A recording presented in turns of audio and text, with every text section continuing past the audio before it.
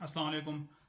आज मैं बात करूँगा मुख्तलिफ़ एब्रीवेशंस जिसे मुख्तलिफ़ अदालतें अपनी रोज़मर्रा रूटीन में इस्तेमाल करती रहती हैं और आम अवामुन्नास को बाज़ औक़ात अपनी लाइल्मी की बुनियाद पर वो नहीं समझ पाती उनका मफ़हूम। तो आज मैंने कोशिश की कि ऐसे चंद एक जो है एब्रीवेशन आपके सामने लाऊं ताकि अवामुन्नास को उनको कानून को जानने में मदद और उनको उनका जो है मेन मसला जो समझने का है वो हल हो सके। तो सबसे पहले मैं रखूंगा कैंसिल बाय ऑर्डर।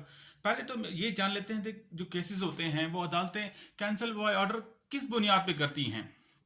तो ये चीज़ ध्यान में रखिएगा कि किसी ऑर्डर की अदम तकमील की बुनियाद पर मोस्टली जो है अदालतें कैंसिल बाय ऑर्डर करती हैं। यानी कि अगर अदालत ने कोई पिछली डेट में कोई ऐसा कोई हुक्मनामा जारी किया था जिस पे फरीकैन को काबिल अमल और उस पाबंद बनाता था, जिन्होंने वो अभी तक वो परफॉर्म नहीं किया अपना पार्ट, तो उसकी बुनियाद पे वो उस जो मुतलका दिन की जो फिक्स डेट है उस पे वो कैंसिल बाय ऑर्डर कर देती हैं। अदालतें पूछती हैं कि पहले जो हमने हुक्मनामा जारी किया था उस पे आपने कितना अमल किया।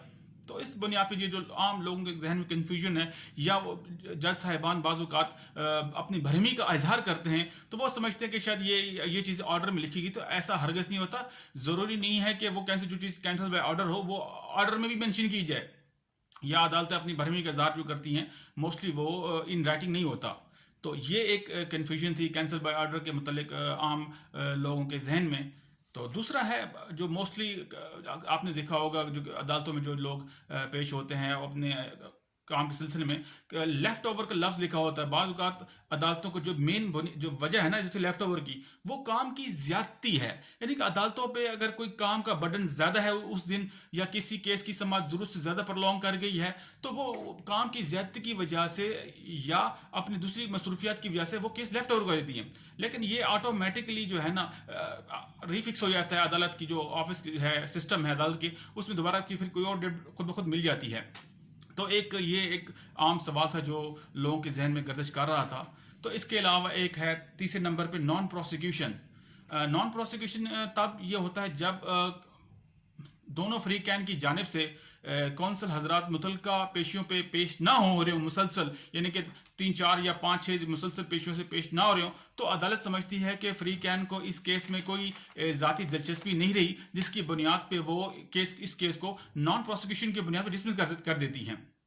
अब उसको रजिस्ट्रेशन के लिए एक अलग प्रोसीजर है, वो अडॉप्ट करना पड़ता है। अगर कोई पार्टी चाहे कि हाँ इसमें हमारी गलती नहीं है या हमारे कौंसल कोई कहीं अंगेज था वो आ नहीं सका, तो ये बरकैफ ये मामला चलते रहते हैं। लेकिन ये चंद एक ज़रूरी बातें थी जो 3 4 जो है एब्रीविएशन से अक्सर जो अदालतें इस्तेमाल करती हैं उन पर लोग कन्फ्यूज़ हो जाते हैं कि यार ये हमारा कोई मसला हो गया या हमारा केस ख़राब हो गया। तो ऐसा कुछ भी नहीं होता, ऐसा कुछ भी नहीं है। तो लिहाजा अपने जो है कौंसल के साथ एंगेज रहें और वक्त पे अदालतों में हाजिर हों और कोशिश करें दुरुस्त हक़ाइक़ और का इस्तेमाल करें ताकि आपको इंसाफ जल्द अज जल्द मिल सके। खुदा हाफिज़।